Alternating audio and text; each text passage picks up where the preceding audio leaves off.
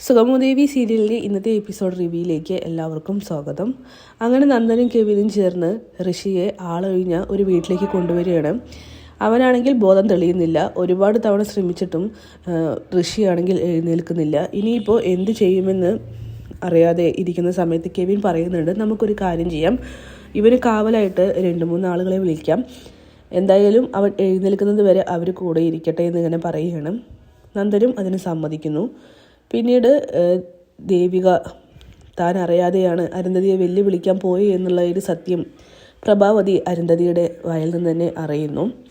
അതായത് തൻ്റെ പക എത്രത്തോളം ഉണ്ടെന്ന് നിനക്കും നിൻ്റെ മകനും അറിയാമെന്നും പിന്നെ എൻ്റെ വീട്ടുകാരെ ഞാൻ പറഞ്ഞു നിർത്തിയിരിക്കുകയാണെന്നും അല്ലാതെ പേടിച്ച് പിന്മാറിയതല്ല എന്നൊക്കെ പ്രഭാവതി പറയുമ്പോഴാണ് അരുന്ധതി ദേവിക വന്ന് തന്നെ വെല്ലുവിളിച്ച് സത്യം പറയുന്നത്.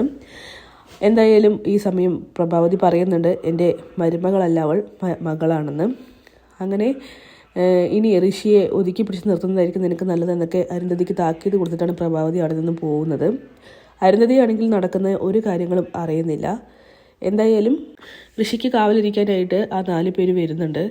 പെട്ടെന്നാണ് ഋഷിയുടെ ബോധം തെളിയുന്ന സമയത്തിന് ഋഷി പറയുകയാണ്, നിന്നെയും നിൻ്റെ ചതുരത്ത് കുടുംബത്തെയും വെറുതെ വിടില്ല, ഇപ്പം നീ എന്നെ അടിച്ചതിന് പകരം ഞാൻ ചോദിച്ചിരിക്കുമെന്നൊക്കെ പറയുമ്പോൾ, എടാ നിനക്ക് എത്ര പറഞ്ഞാലും മനസ്സിലാവില്ലേ, സംസാരിച്ച സമാധാനത്തോടെ മുന്നോട്ട് പോകാനാണ് ഇങ്ങോട്ട് കൊണ്ടുവന്നതെന്നൊക്കെ പറയണം.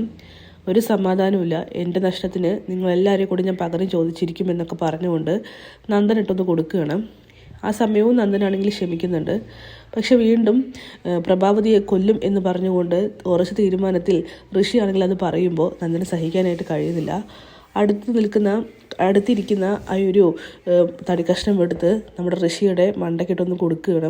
അതോടുകൂടിയിട്ട് ഋഷിയാണെങ്കിൽ അവിടെ ചോരയും ആയി വീഴുന്നുണ്ട്.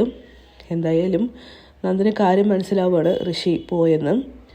അങ്ങനെ കെവിനാണെങ്കിൽ എടാ നീ എന്ത് ചെയ്തെന്നൊക്കെ ചോദിക്കുമ്പോൾ, എനിക്കറിയില്ല, അമ്മയെക്കുറിച്ച് പറഞ്ഞപ്പോൾ എനിക്ക് സഹിക്കാൻ കഴിഞ്ഞില്ല, പെട്ടെന്നൊരാവശ്യത്തിൽ ചെയ്തു പോയതാണെന്നൊക്കെ പറയുന്നു.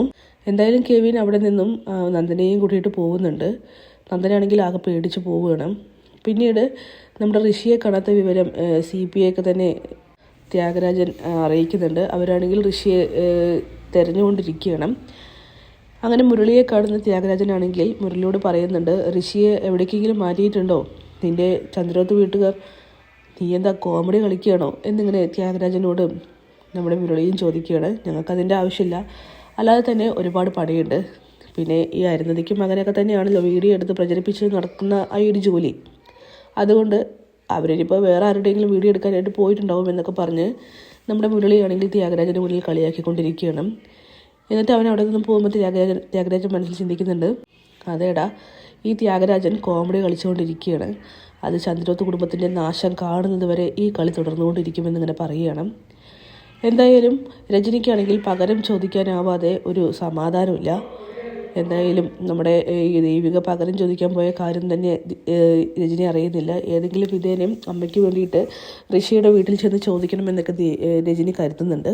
പക്ഷെ അതെങ്ങനെ സാധിച്ചെടുക്കുമെന്ന് അവൾക്ക് അറിയുന്നില്ല. ഇക്കാര്യം നമ്മുടെ ഗിരീഷിനോടും പറയുകയാണ്. ഗിരീഷ് പറയുന്നുണ്ട്, എല്ലാം സമാധാനത്തോടെ കൈകാര്യം ചെയ്യുന്നതായിരിക്കും നല്ലത്, ചന്ദ്രോത്ത് വീട്ടിൻ്റെ സമാധാനം കൂടിയും നീ കണക്കിലെടുക്കണം, നീയിപ്പോൾ എവിടെയാണ് ഇരിക്കുന്നത്, പക്ഷേ ആ വീട് എപ്പോഴും പ്രശ്നങ്ങളിലാണെന്നൊക്കെ പറഞ്ഞ് ഗിരീഷാണെങ്കിൽ നമ്മുടെ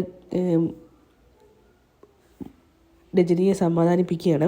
പിന്നീട് അന്ന് രാത്രി നന്ദൻ ഉറങ്ങി രാവിലെ എഴുന്നേൽക്കുന്ന സമയത്ത് പെട്ടെന്നാണ് ദേവിക ചായയുമായിട്ട് വരുന്നത്. ഒരു ഞെട്ടലോട് കൂടിയിട്ടാണ് നന്ദൻ എഴുന്നേൽക്കുന്നത്. എന്ത് പറ്റി നന്ദു എന്നിങ്ങനെ ചോദിക്കുമ്പോൾ ദേവികയോട് സത്യങ്ങൾ പറയാനാവാത്ത നന്ദനാണെങ്കിൽ ആകെ പേടിച്ച് പറയ്ക്കുന്നു.